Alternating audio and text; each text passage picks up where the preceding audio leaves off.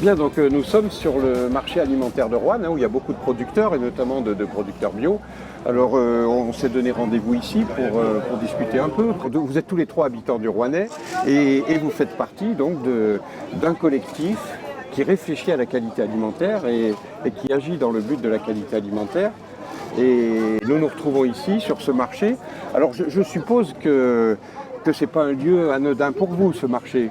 Alors le marché, c'est avant tout un endroit de lien, d'échange entre producteurs et consommateurs. Donc du commerce.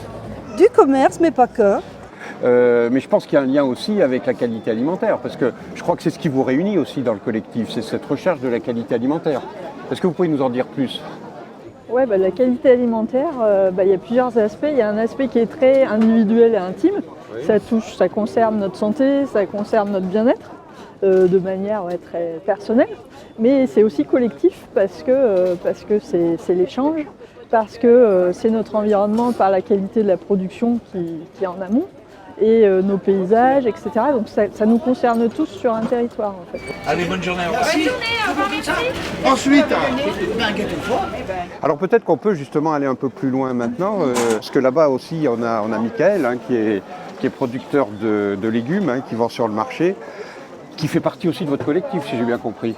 Michael est un des premiers maraîchers en bio sur le Rouennais. Et Michael a formé énormément de jeunes maraîchers, puisqu'en 2012, il y avait 4 maraîchers en bio. Actuellement, nous en avons 26. Michael, meilleur vœu. Puis, non, je disais, ça fait 15 ans que je fais les marchés là. Ça va faire 15 ans le 1er février.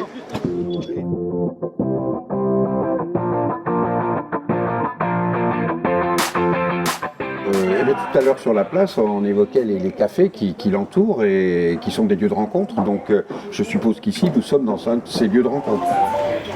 Les dézingués, bonjour. On parlait tout à l'heure du collectif. Bon, vous avez évoqué, vous étiez un certain nombre. Il y a qui dans ce collectif ? Déjà, le collectif de l'association en lui-même, ce sont les producteurs du Rouennais, producteurs bio, qui ont fait appel aux consommateurs, dont la plupart étaient issus du marché. Donc il y avait des consommateurs dans ce groupe de travail, il y a des toujours chercheurs, des enseignants. Des enseignants, des chercheurs, donc enseignants, il y a Christophe qui est là par exemple, et puis donc vous, des acteurs. Donc c'est intéressant parce que ça veut dire déjà une diversité d'acteurs et de participants. C'est peut-être déjà une des bases de l'intelligence collective, c'est pouvoir croiser les connaissances. Ce qui est intéressant, c'est que vous avez fait le choix aussi de ne pas rester entre vous. Voilà. C'est-à-dire d'aller voir aussi quel était le point de vue des autres. Alors par exemple il est d'aller voir des médecins pour le côté santé. Bien Martine, professionnellement tu es médecin pédiatre. Mais aussi ici on est dans les murs de la mairie de Riorges parce que tu as un engagement d'élu, puisque tu es adjointe à la mairie de Riorges, et tu as participé à un certain nombre de travaux, de réflexions dans le cadre du collectif autour de la qualité alimentaire, autour de Vivre Bio. Et c'est vrai qu'on s'est aperçu là dans toutes ces rencontres que l'on a que cette question de l'enjeu de la santé par rapport à la qualité alimentaire est ressortie comme de plus en plus fort. Alors effectivement, moi je suis déjà sensibilisée à cette question depuis un moment, notamment à travers les enfants. De plus en plus, on a des maladies de surcharge, en fait, de l'obésité infantile, avec une prévalence qui augmente. Tu évoques la question de l'équilibre nutritionnel qui est important. Et est-ce qu'il y a d'autres aspects liés à la qualité de l'alimentation par rapport à la santé ? Alors bien sûr, puisqu'on sait aujourd'hui qu'un certain nombre d'additifs sont très délétères, et notamment aussi tout ce qui est perturbateur endocrinien. Et on a vu une augmentation de la fréquence de certains cancers. Rentrons un peu dans le vif du sujet, parce que tout à l'heure vous évoquiez que vous avez décidé de travailler ensemble sur cette question de la qualité alimentaire.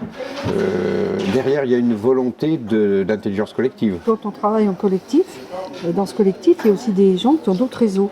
Et c'est ça aussi qui a apporté aussi beaucoup de qualité à notre groupe, c'est qu'on était en lien aussi avec plein d'autres réseaux, de gens très différents. Est-ce qu'à un moment donné, vous êtes mis d'accord sur une question commune?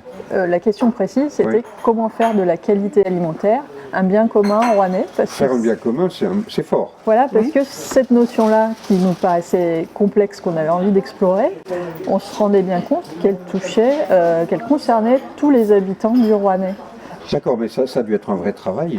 Ça paraît anodin comme ça, elle paraît évidente votre question, mais ça a été un vrai travail collectif que de la formuler et de l'écrire. Oui, effectivement. Il y a eu beaucoup de travail ensemble, entre vous.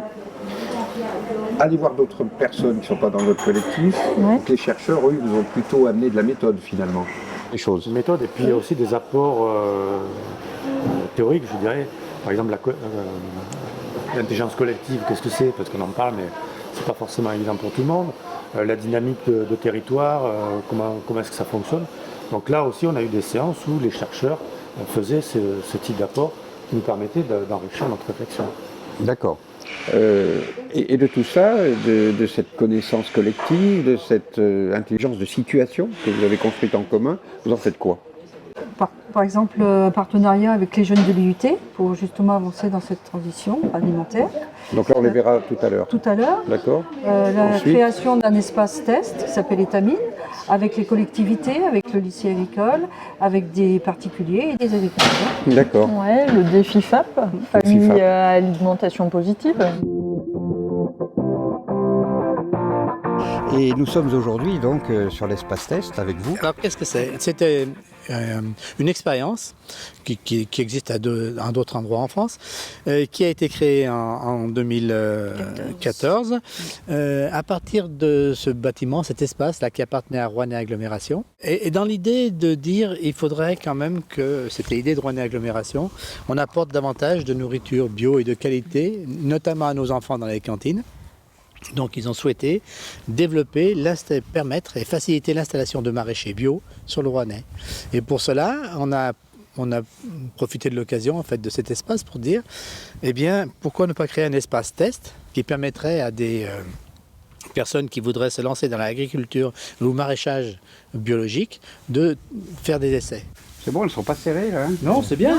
C'est notre grosse réussite, si on peut dire. C'est que des gens de différents horizons ont pu justement se regrouper, ce qui prouve quand on a vraiment la volonté de faire quelque chose, eh bien, on peut réussir en mettant des gens totalement différents, des organismes ou des associations.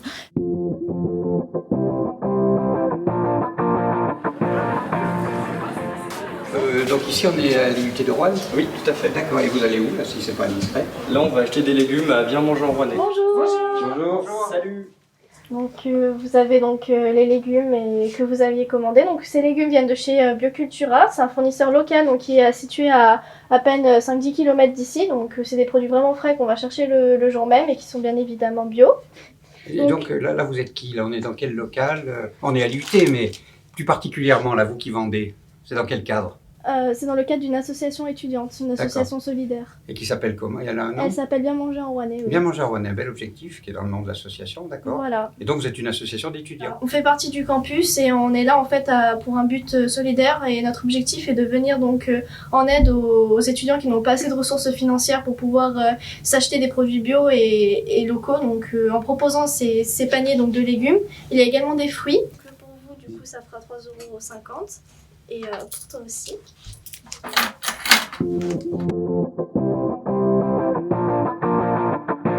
Donc nous sommes chez vous, Julie, hein, merci de nous accueillir. Hein, donc vous avez, et puis avec Zoé, hein, et donc vous avez participé, c'est un peu pour ça qu'on est là, pour avoir votre point de vue, votre expérience sur l'opération, le projet des FIFAP, Famille à l'alimentation, hein, qui a eu lieu, et Agnès, donc membre de Vivre Bio. En fait, le défi FAP, donc le défi Famille à alimentation positive, c'est ainsi que ça s'appelle, en fait, c'est de montrer qu'on peut manger bio, local et de saison sans augmenter le budget, et voire en le diminuant. Et alors Zoé, toi, tu aimes bien les nouvelles recettes que fait maman? Oui, et j'en fais toujours avec ma maman. Qu'est-ce que ça a apporté? Moi, ça a été de changer un peu mon alimentation aussi, parce que, ayant pas beaucoup de moyens, passer à une alimentation bio, c'est aussi réussir à faire. Fallait faire des changements. Et on a beaucoup fait d'échanges justement autour de la nourriture, parce que dès qu'on avait une occasion de faire un repas partagé, moi j'étais tout le temps partante, parce que je trouvais ça vraiment bien. Parce que chacun ramenait quelque chose et on cuisine tellement différemment les unes des autres, ça permettait d'échanger, de dire « Ah mais ça c'est super bon, comment t'as fait ?» Et on a échangé des recettes. Par rapport à ce militantisme et à cette volonté d'agir, est-ce que l'intelligence collective vous a apporté quelque chose? Vous parliez de recul tout à l'heure, de prise de recul. Il y a le fait aussi de s'ouvrir. Parce que un des grands risques de l'action associative et militante, c'est de rester entre soi. Donc ça, c'était aussi l'opportunité d'aller voir au-delà de l'association même. Et justement d'associer plusieurs acteurs autour de cette question de l'alimentaire.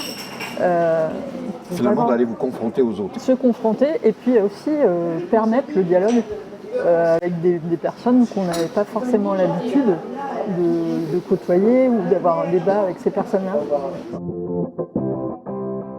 Ce qui ressort d'intéressant, je pense, et qui peut être un enseignement pour voir un peu comment se construit l'intelligence collective, c'est votre diversité d'acteurs. C'est-à-dire que vous êtes mis autour de la table à plusieurs, d'origines différentes, de compétences différentes, avec des parcours différents, où chacun a joué son rôle.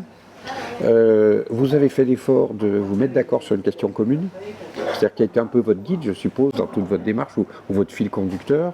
Ensuite, vous avez eu à la fois des temps de travail collaboratif, c'est-à-dire ensemble, où vous co-construisez quelque part une connaissance à partir de vos propres savoirs, mais vous avez aussi, en coopérant avec d'autres acteurs extérieurs au collectif, été chercher d'autres savoirs sur comment les autres voient la qualité alimentaire, comment se combinent les jeux d'acteurs dans le territoire, quel est le métabolisme du territoire en matière de production agricole ou de consommation, et tout ça débouche sur de l'action. Finalement, c'est des ingrédients assez intéressants, je pense, et qui sont intéressants à retenir.